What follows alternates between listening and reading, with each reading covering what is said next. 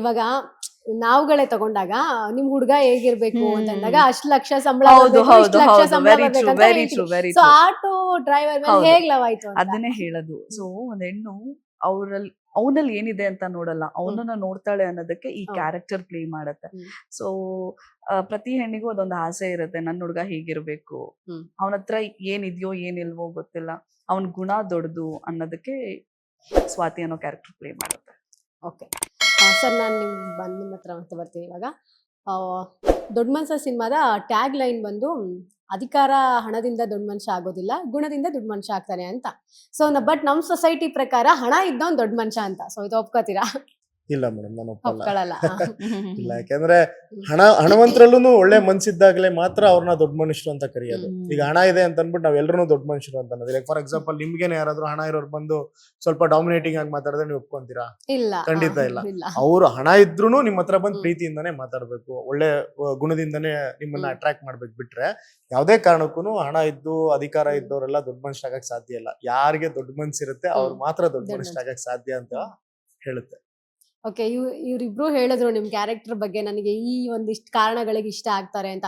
So ಈ ಸಿನಿಮಾದ complete ಆಗಿ ಸ್ಟಾರ್ಟಿಂಗ್ ಇಂದ ಎಂಡಿಂಗ್ ವರ್ಗು ನಿಮ್ ಕ್ಯಾರೆಕ್ಟರ್ನ ತೂಕ ಏನು? ಅದೇ ಏನಂತ ಹೇಳ್ತಾರೆ ಅಂದ್ರೆ, ಅಗೈನ್ ಆಟೋ ಡ್ರೈವರ್ಸ್ ಆಗಿ, ಒಬ್ಬ ಆಟೋ ಡ್ರೈವರ್ ಆಗಿ ಅವ್ನು ಏನೇನೆಲ್ಲ ಒಳ್ಳೆ ರೀತಿನಲ್ಲಿ ಬದುಕೋದಕ್ಕೆ ಸಾಧ್ಯ, ಒಂದಷ್ಟು ತರಲೆ ತಮಾಷೆ ಮಾಡ್ಕೊಂಡು ಸ್ನೇಹಿತರ ಜೊತೆನಲ್ಲಿ ಒಂದಷ್ಟು ಜವಾಬ್ದಾರಿಗಳು ತಗೊಂಡು ತನ್ನವರು ಅಂತ ಕನೆಕ್ಟ್ ಮಾಡ್ಕೊಂಡಾಗ ಅವ್ರಿಗೆ ಯಾವ ರೀತಿ ಸ್ಟ್ಯಾಂಡ್ ನಿಂತ್ಕೊಳ್ಳೋದು, ಆಮೇಲೆ ಎಷ್ಟೇ ರಿಸ್ಕ್ ಆದ್ರೂ ಅವ್ರನ್ನ ಎಲ್ಲೂ ಬಿಟ್ಕೊಡದೇನೆ ಅವ್ರಿಗೋಸ್ಕರ ಅವ್ನ ಲೈಫ್ ನ ಲೀಡ್ ಮಾಡ್ಕೊಂಡು ಹೋಗೋದು, ಜೊತೆಗೆ ಯಾವ್ದೇ ಒಂದು ಎಕ್ಸ್ಪೆಕ್ಟೇಷನ್ಸ್ ಇಲ್ದೇನೆ ಜೀವನ ಮಾಡೋದಿದೆಯಲ್ಲ. ಸೊ ಆ ರೀತಿಯಾದಂತ ಒಂದು ವೆಯ್ಟೇಜ್ ಕ್ಯಾರೆಕ್ಟರ್ ಅದು. ತುಂಬಾ ಖುಷಿ ಆಗತ್ತೆ ಆ ಒಂದು ವೆಯ್ಟೇಜ್ ಕ್ಯಾರೆಕ್ಟರ್. ಬಟ್ 100% ಎಲ್ರಿಗೂ ಇಷ್ಟ ಆಗೋಂತ ಕ್ಯಾರೆಕ್ಟರ್. ಯೂಶಲಿ ಆಟೋ ಡ್ರೈವರ್ಸ್ ಅಂತ ಬಂದಾಗ ಜಾಸ್ತಿ ಲವ್ ಫೇಲ್ಯೂರ್ ಆಗಿರೋರ್ನೇ ನಾವು ನೋಡ್ತೀವಿ. ಯಾಕಂದ್ರೆ ಅವರು ಆಟೋಲ್ಲೇ ಆಲ್ರೆಡಿ ಹಾಕೋಬಿಟ್ಟಿರ್ತಾರೆ, ನನ್ನ ಪ್ರೀತಿಯಿಂದ ಮೋಸ ಹೋದೆ ಅಥವಾ ಏನಾದ್ರೂ ಒಂದಷ್ಟು ಲೈನ್ಸ್ ಗಳನ್ನ ಬರ್ದಾಕೊಂಡಿರ್ತಾರೆ. ಸೊ ಈ ಸಿನಿಮಾದಲ್ಲಿ ನಿಮಗೆ ಆ ರೀತಿ ಏನಾದ್ರೂ ಆಗುತ್ತಾ? ಸಿನಿಮಾನೇ ನೋಡ್ಬೇಕು. ಇವರು ಇಲ್ಲ, ಯಾಕೆಂತಂದ್ರೆ ಇವಾಗ ಏನಾಗುತ್ತೆ, ಒಂದೊಂದ್ ಎಲಿಮೆಂಟ್ಸ್ ಹೇಳ್ತಾ ಹೋದಾಗ, ಇವಾಗ ನೋಡಿ ಕ್ಯಾರೆಕ್ಟರ್ ಬಿಟ್ಕೊಟ್ಬಿಟ್ವಿ. ಈಗ ಇವ್ರದ್ದು ಕ್ಯಾರೆಕ್ಟರ್ ಅವ್ರದ್ದು ಕ್ಯಾರೆಕ್ಟರ್ ಬಿಟ್ಕೊಟ್ವಿ, ನಂದ್ ಕ್ಯಾರೆಕ್ಟರ್ನು ಬಿಟ್ಕೊಟ್ಟೆ ನಾನು. ಈಗ ನೆಕ್ಸ್ಟ್ ನನಗೇನಾಗುತ್ತೆ, ಇವ್ರಿಂದ ಏನಾಗುತ್ತೆ, ಅವ್ರಿಂದ ಏನಾಗುತ್ತೆ, ಇಲ್ಲ ಬೇರೆಯವ್ರಿಂದ ಏನಾಗುತ್ತೆ ಅನ್ನೋದು ಹೇಳ್ತಾ ಹೋದ್ರೆ ಆಲ್ಮೋಸ್ಟ್ ಸ್ಕ್ರೀನ್ ಪ್ಲೇ ಗೊತ್ತಾಗ್ಬಿಡುತ್ತೆ. ನಾವು ಸಿನಿಮಾದಲ್ಲೇ ನೋಡ್ತೀವಿ, ವೆರಿ ಶಾರ್ಟ್ಲಿ ನೋಡ್ಬೋದು ನೀವು. ಈಗ ಅದನ್ನ ಈಗ ಆಟೋ ಡ್ರೈವರ್ ಕ್ಯಾರೆಕ್ಟರ್ ಮಾಡ್ತೀವಿ ಅಂದ್ರೆ ಅಷ್ಟು ಈಸಿ ಅಂತೂ ಅಲ್ವೇ ಅಲ್ಲ. ರಿಯಲ್ ಆಗಿ ನಾವು ಅವ್ರನ್ನ ನೋಡ್ಬೇಕಾಗುತ್ತೆ, ಅವ್ರ ಹಾವಭಾವನ ಅಬ್ಸರ್ವ್ ಮಾಡ್ಬೇಕಾಗುತ್ತೆ. ಸೊ ಅವ್ರು ಹೇಗೆ ವರ್ತಿಸ್ತಾರೆ ಅದನ್ನೆಲ್ಲ ನೋಡ್ಬೇಕಾಗುತ್ತೆ. ಸೊ ಈ ರೀತಿ ಏನಾದ್ರು ಒಂದಷ್ಟು ನಡೀತಾ? ಹೌದು, 100%. ಯಾಕೆಂದ್ರೆ ಪ್ರತಿಯೊಂದೊಂದು ಕ್ಯಾರೆಕ್ಟರ್ಗೂ ಅದರದೇ ಆದಂತ ಒಂದು ಪರ್ಸನಾಲಿಟೀಸ್ ಇರುತ್ತೆ. ಇವಾಗ ಪೊಲೀಸ್ ಆಫೀಸರ್ ಅಂತಂದ್ರೆ ಅದಕ್ಕೆ ಆದಂತ ಒಂದು ಬಾಡಿ ಲ್ಯಾಂಗ್ವೇಜ್ ಇರುತ್ತೆ, ಅಂಡರ್ ವರ್ಲ್ಡ್ ಡಾನ್ ಅಂದ್ರೆ ಅದಕ್ಕೆ ಆದಂತ. ಸೊ ಅದೇ ರೀತಿನಲ್ಲಿ ಆಟೋ ಡ್ರೈವರ್ ಅಂತಂದ್ರೆ ಅವ್ರದೇ ಆದಂತ ಒಂದು ಮ್ಯಾನರಿಸಮ್ ಇರುತ್ತೆ, ಒಂದು ವಾಕಿಂಗ್ ಸ್ಟೈಲ್ ಇಂದ ಹಿಡಿದು, ಅವ್ರ ಸ್ಟೈಲ್ ಇಂದ ಹಿಡಿದು, ಆಮೇಲೆ ಅವ್ರು ಹಾಕುವಂತ ಡ್ರೆಸ್ಸಿಂಗ್ ಸೆನ್ಸ್, ಇದೆಲ್ಲ ಮ್ಯಾಟರ್ ಆಗುತ್ತೆ. ಸೊ ಆ ತರ ಒಂದು ಯೋಚನೆ ಮಾಡಿದಾಗ ನನ್ನ ಕಸಿನ್ಸ್ ಆಗಿರ್ಬೋದು, ನನ್ನ ಫ್ರೆಂಡ್ ಸರ್ಕಲ್ ತುಂಬಾ ಜನ ಆಟೋ ಡ್ರೈವರ್ಸ್ ಇದ್ದಾರೆ.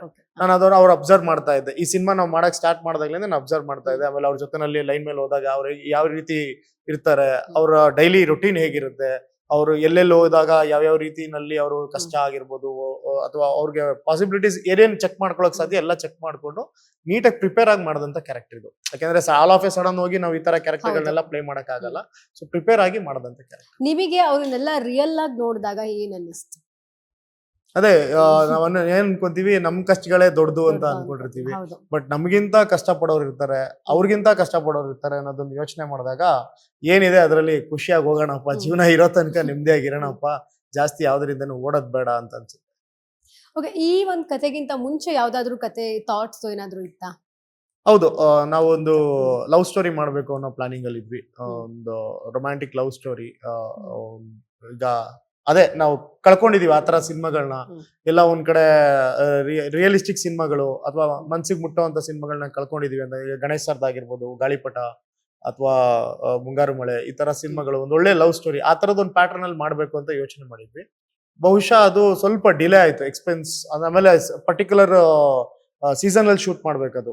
ಈಗ ಆಗಸ್ಟ್ ಸೆಪ್ಟೆಂಬರ್ ಆ ತರ ಮಳೆ ಸೀಸನ್ ಅಲ್ಲೇ ಶೂಟ್ ಮಾಡ್ಬೇಕು ಅನ್ನೋ ತರ ಪ್ಲಾನಿಂಗ್ ಇತ್ತು. ಸೊ ಆವಾಗ ಇಲ್ಲ, ಅದನ್ನ ನೆಕ್ಸ್ಟ್ ಮಾಡೋಣ, ಫಸ್ಟ್ ಇದು ದೊಡ್ಡ ಮನುಷ್ಯ ಮುಗಿಸ್ಬಿಡೋಣ, ಯಾಕಂದ್ರೆ ಇದು ಬೆಂಗಳೂರಲ್ಲೇ ನಡೆಯುವಂಥದ್ದು, ಬಜೆಟ್ ಎಲ್ಲ ಸ್ವಲ್ಪ ಈಸಿ ಆಗುತ್ತೆ ಅಂತೇಳಿ ದೊಡ್ಡ ಮನುಷ್ಯ. ಅಂದ್ರೆ ಲೊಕೇಶನ್ ಎಲ್ಲ ಬರೀ ಬೆಂಗಳೂರು ಮಾತ್ರನಾ ಇದು? ಹೇಗೆ? ಮೋಸ್ಟ್ ಆಫ್ ದ ಸೀನ್ಸ್ ನಾವು ಮೋಸ್ಟ್ ಆಫ್ ದ ಸಿನಿಮಾ ಬೆಂಗಳೂರಲ್ಲೇ ಮಾಡಿರೋದು. ಒಂದ್ ಸಾಂಗ್ ಮಾತ್ರ ನಾವು ಅಹಮದಾಬಾದ್ ಅಲ್ಲಿ ಮಾಡಿ, ಬೇರೆ ಕಡೆ ಮಾಡಿ. ಅಹಮದಾಬಾದ್ ಕಚ್ ಭುಜಲ್ ಶೂಟ್ ಮಾಡಿ. ನಿಮ್ಮ ನೋಡಿದ್ರೆ ಒಂದು ಮಿಡ್ಲ್ ಕ್ಲಾಸ್ ಹುಡುಗಿ ತರ ಹುಡುಗಿ ತರ ಅಂತೂ ಅನ್ಸದೇ ಇಲ್ಲ. ಸೊ ಈ ಒಂದು ಕ್ಯಾರೆಕ್ಟರ್ ಮಾಡ್ಬೇಕು ಅಂತ 100% ಅನ್ಸಿದಾಗ ಅಲ್ಲ ಅವರು. ನಿಮಗೆ ಏನು ಒಂದಷ್ಟು ಚಾಲೆಂಜಸ್ ಅನ್ನಿಸ್ತಾ ಅಥವಾ ಸ್ವಲ್ಪ ಕಷ್ಟ ಆಯ್ತಾ, ಏನಾಯ್ತು? ನನಗೇನ್ ಹಾಗ ಅನ್ನಿಸ್ಲಿಲ್ಲ. ಬಿಕಾಸ್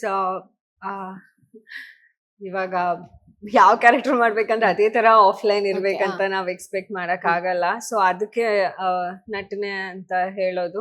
ಸೊ ಅದು ಮೇಕಪ್ ವೈಸ್ ಇರ್ಬೋದು, ಕಾಸ್ಟ್ಯೂಮ್ ವೈಸ್ ಇರ್ಬೋದು, ಯಾರು ಹೇಗೆ ಅನ್ನೋದು ನನಗ್ ಅನ್ಸೋವರೆಗೂ ಅವ್ರ ಮ್ಯಾನರಿಸಮ್ ಅಂಡ್ ಅವ್ರು ಹಾಕಿರೋ ಬಟ್ಟೆಯಿಂದನೇ ಜನ ಜಡ್ಜ್ ಮಾಡೋದು ಹೌದು. ಅಂಡ್ ಅನ್ಸೋದು ನೋಡಿದ ತಕ್ಷಣ. So may be costume makeup ಇಂದ ಎಲ್ಲ ಹೆಲ್ಪ್ ಆಯ್ತು ಅನ್ಸುತ್ತೆ. ಅಂಡ್ ಕಷ್ಟ ಅನ್ನೋದಕ್ಕಿಂತ ನಾ ಹೇಳ್ದಂಗೆ ತುಂಬಾ ಈಸಿ ಟು ಗೋ ಕ್ಯಾರೆಕ್ಟರ್ ಇತ್ತು. ಲೈಕ್ ನಾವು ಹೇಗೆ ಕುತ್ಕೊಂಡ್ ಮಾತಾಡ್ತೀವಿ ಇದೇ ತರ ಒಂದ್ ಇನ್ನಸೆಂಟ್ ಕ್ಯಾರೆಕ್ಟರ್ ಇತ್ತು. ಸೊ ಹಾಗಾಗಿ ಅಷ್ಟೊಂದ್ ಕಷ್ಟ ಆಗ್ಲಿಲ್ಲ. ಕಷ್ಟ ಆಗ್ಲಿಲ್ಲ. ಸೊ ಇವ್ರು ಹೇಗೆ ಸಪೋರ್ಟ್ ಮಾಡಿದ್ರು? ಡೈರೆಕ್ಟರ್ ಆಗಿರೋದ್ರಿಂದ ಹೆಂಗ್ ಸಪೋರ್ಟ್ ಮಾಡಿದ್ರು? ಸಪೋರ್ಟಿವ್ ಆಗಿದ್ರು. ಅಂದ್ರೆ ಬಿಕಾಸ್ ಅವ್ರ ಸೀನ್ಸ್ ಎಕ್ಸ್ಪ್ಲೈನ್ ಮಾಡ್ಬೇಕು, ಮತ್ತೆ ಆವಾಗ ಹೇಗೆ ಆಕ್ಟ್ ಮಾಡ್ಬೇಕು ಅನ್ನೋದನ್ನ ಸೊ ಅವ್ರು ಕ್ಲಿಯರ್ ಆಗಿ ಹೇಳ್ದಾಗ್ಲೇನೆ ನಾವ್ ಆಕ್ಟ್ ಮಾಡೋದಕ್ ಸಾಧ್ಯ. ಸೊ ತುಂಬಾ ಸಪೋರ್ಟಿವ್ ಆಗಿದ್ರು. ಸೊ ನಿಮ್ ಕ್ಯಾರೆಕ್ಟರ್ ಅಷ್ಟೇ ಏನಾದ್ರು ಚಾಲೆಂಜಸ್ ಅಂತ ಏನಾದ್ರು ಅನ್ನಿಸ್ತಾ? ಚಾಲೆಂಜಸ್ ಅನ್ನೋದ್ಕಿನ್ನ it was a realistic. So ನಾವ್ ಹೇಗಿರ್ತೀವಿ ಅದನ್ನ ತೋರ್ಸಿದ್ದಾರೆ ಅಷ್ಟೇ. ನಮ್ ಪ್ರತಿಯೊಂದು ಭಾವನೆನೂ ಅದರಲ್ಲಿ ಸಿನಿಮಾ ಮುಖಾಂತರ ತೋರ್ಸಿದ್ದಾರೆ. ಓಕೆ, ನಿಮ್ ಡೈರೆಕ್ಷನ್ ನೀವೇ ಮಾಡಿರೋದ್ರಿಂದ ಹೋಲ್ ಟೀಮ್ ಹೇಗೆ ಸಪೋರ್ಟ್ ಮಾಡ್ತು ನಿಮ್ಗೆ?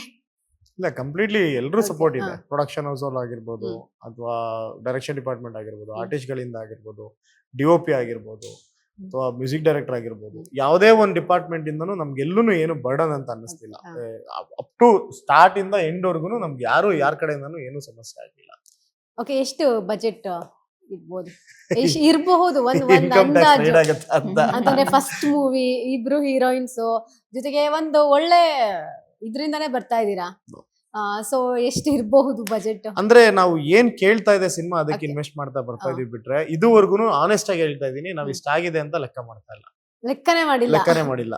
ನಾವು ಇವತ್ತು ಶೂಟ್ ಏನ್ ಬೇಕು, ಇಷ್ಟು ಸೀನ್ ಇದೆ, ಓಕೆ ಫೈನ್, ಈ ಲೊಕೇಶನ್ ಅಲ್ಲಿ ನಾವು ಶೂಟ್ ಮಾಡ್ತಾ ಇದೀವಿ, ಇದಕ್ಕೆ ಏನ್ ಬೇಕು ಅಷ್ಟನ್ನ ಮಾತ್ರ ರೆಡಿ ಮಾಡ್ತಾ ಇದೀವಿ ಬಿಟ್ರೆ, ಫೈನಲಿ ನಾವು ಎಲ್ಲ ರಿಲೀಸ್ ಆದ್ಮೇಲೆ ಲೆಕ್ಕ ಹಾಕ್ಬೇಕು. ಎಷ್ಟೆಷ್ಟಾಯ್ತು ಅಂತ. ಎಷ್ಟೆಷ್ಟಾಯ್ತು, ಎಷ್ಟು ಬಂದಿದೆ, ಬಂದಿದೆ. ಎಷ್ಟು ಕಳ್ಕೊಂಡಿದೀವಿ ಅಥವಾ ಎಷ್ಟು ಪಡ್ಕೊಂಡಿದೀವಿ ಅಂತ ಅಂದ್ಬಿಟ್ಟು ಅವಾಗ್ಲೇ ಲೆಕ್ಕ ಹಾಕೋಣ ಅಂತ ಹೇಳಿ ಹೋಗ್ತಾ ಇದ್ವಿ. ಯಾಕಂದ್ರೆ ಥ್ರೂಔಟ್ ದಿ ಸಿನಿಮಾ ಇದು ನಾವು ಎಸ್ಪೆಷಲಿ ಕನ್ಸ್ ಕಾಣೋದು ತುಂಬಾ ಈಸಿ. ಅದನ್ನ ಹೌದು. ಎಕ್ಸಿಕ್ಯೂಟ್ ಮಾಡಿ ಕಂಪ್ಲೀಟ್ ಮಾಡಿ ಈ ತರ ಜನಗಳ ಮುಂದೆ ತಗೊಂಬಂದ್ ಇಡೋಂತ ಟೈಮಲ್ಲಿ ಆ ಒಂದು ಪ್ಯಾಷನ್ಗೋಸ್ಕರ ಕೆಲಸ ಮಾಡ್ತಾ ಇದೀವಿ ಬಿಟ್ರೆ, ಬಜೆಟ್ ಆಗಿರ್ಲಿ, ಹೌದು ಅಪ್ಸ್ ಅಂಡ್ ಡೌನ್ಸ್ ಹೇಳ್ತಾರೆ, ಹೊಸ ಸಿನಿಮಾಗಳು ಹೊಸಬ್ರದ್ದು ಸ್ಟಾರ್ಸ್ ಗಳದಂಗ ಆಗ್ತಾ ಇದೆ, ಹೊಸಬ್ರದ್ದು ಹಿಂಗ ಆಗ್ತಾ ಇದೆ ಅಂತ ಎಲ್ಲಾ ಭಯಗಳಿದ್ರು ತುಂಬಾ ಪ್ಯಾಷನೇಟ್ ಆಗಿ ಮಾಡಿರೋಂತ ಸಿನಿಮಾ ಇದು. ಸೊ ಜನಗಳಿಗೆ ಒಂದು ಒಳ್ಳೆ ಸಿನಿಮಾ ಕೊಡ್ಲೇಬೇಕು ಅಂತ ಮಾಡಿರೋದು. ಹಾಗಾಗಿ ಬಜೆಟ್ ಬಗ್ಗೆ ನಾವು ಯೋಚನೆ ಮಾಡ್ಲಿಲ್ಲ, ಲೆಕ್ಕನೂ ಹಾಕಿಲ್ಲ, ಆನೆಸ್ಟ್ ಆಗಿ ಹೇಳ್ತಾ ಇದ್ವಿ. ಅಂದ್ರೆ ಒಂದು ಫಸ್ಟ್ ಕ್ಲಾಸ್ ಅಲ್ಲಿ ಇರ್ಬೋದಾ?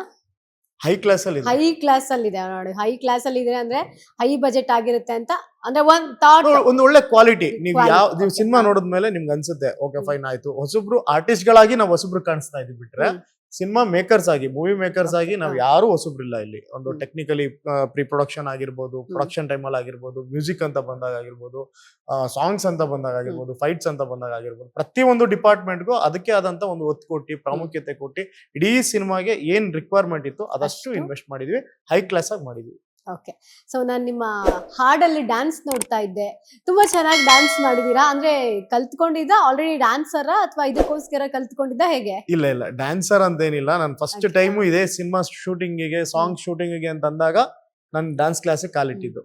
ಸೊ ಅದೆಲ್ಲ ಕ್ರೆಡಿಟ್ಸ್ ಹೋಗ್ಬೇಕು ಅಂತಂದ್ರೆ ಒಂದು ಕಂಬಿ ರಾಜು ಮಾಸ್ಟರ್ಗೆ, ಅಂಡ್ ಅಗೇನ್ ಇನ್ನೊಂದು ನನಗೇನೆ. ನಿಮಗೆ ಯಾಕಂದ್ರೆ ಕಷ್ಟಪಟ್ಟು ಕೆಲಸ ಮಾಡ್ದಲ್ಲ, ಅದಕ್ಕೆ ನನಗೆ ನಾನೇ ಹೇಳ್ಕೊಬೇಕಷ್ಟೇ. ಇಲ್ಲ, ಆನೆಸ್ಟ್ಲಿ ಹೇಳ್ಬೇಕಂತ ಹೇಳಿದ್ರೆ ಅದೊಂಥರ ಈಗ ಹೀರೋ ಅಂದಿದ ತಕ್ಷಣನೇ ಜನಕ್ಕೆ ಒಂದು ಥಾಟ್ ಬರುತ್ತೆ, ಇಲ್ಲ ಗುರು ಡ್ಯಾನ್ಸು ಮಾಡ್ಬೇಕು. ಈ ಹಿಂದೆ ಒಂದು ಪ್ಯಾಟರ್ನ್ ಇತ್ತು, ಆಕ್ಟಿಂಗ್ ಚೆನ್ನಾಗಿ ಮಾಡಿದ್ರೆ ಅಥವಾ ನೋಡಕ್ ಚೆನ್ನಾಗಿದ್ರೆ ಓಕೆ ಫೈನ್ ಅಂತ. ಬಟ್ ಇವತ್ತು ಎಲ್ಲಾ ಎಲಿಮೆಂಟ್ಸು ಬೇಕು. ಐಟು ಪರ್ಸನಾಲಿಟಿ ಇಂದ ಹಿಡಿದು, ಲುಕ್ಸ್ ಇಂದ ಹಿಡಿದು, ಆಕ್ಟಿಂಗ್ ಇಂದ ಹಿಡಿದು, ಡ್ಯಾನ್ಸು, ಫೈಟು, ತುಂಬಾ ಕಾಂಪಿಟೇಷನ್ಸ್ ಇದೆ, ತುಂಬಾ ಎಕ್ಸ್ಪೆಕ್ಟೇಷನ್ಸ್ ಇರುತ್ತೆ. ಸೊ ಹಾಗಾಗಿ ಮೊದಲನೇ ಸಿನಿಮಾದಲ್ಲೇ ಸಿಕ್ಕಂತ ಎಲ್ಲಾ ಆಪರ್ಚುನಿಟಿ ಯೂಸ್ ಮಾಡ್ಕೊಬೇಕು ಅಂತೇಳಿ ಡ್ಯಾನ್ಸ್ಗಾಗಿರ್ಬೋದು, ಫೈಟ್ಸ್ಗಾಗಿರ್ಬೋದು, ಪರ್ಫಾರ್ಮೆನ್ಸ್ಗಾಗಿರ್ಬೋದು ಇನ್ವೆಸ್ಟ್ ಮಾಡ್ಬಿಟ್ಟಿದ್ವಿ. ಲೇಟೆಸ್ಟ್ ಹಾಗೂ ಇಂಟ್ರೆಸ್ಟಿಂಗ್ ಸುದ್ದಿಗಳಿಗಾಗಿ ಬಾಸ್ ಟಿವಿ ಕನ್ನಡ ಚಾನೆಲ್ನ ಸಬ್ಸ್ಕ್ರೈಬ್ ಮಾಡಿ. ಹಾಗೆಯೇ ಬೆಲ್ ಐಕಾನ್ ಪ್ರೆಸ್ ಮಾಡಿ. ಇದರ ಜೊತೆಗೆ ಫೇಸ್ಬುಕ್, ಇನ್ಸ್ಟಾಗ್ರಾಮ್, ಎಕ್ಸ್ ನಲ್ಲೂ ಮಿಸ್ ಮಾಡದೆ ಫಾಲೋ ಮಾಡಿ.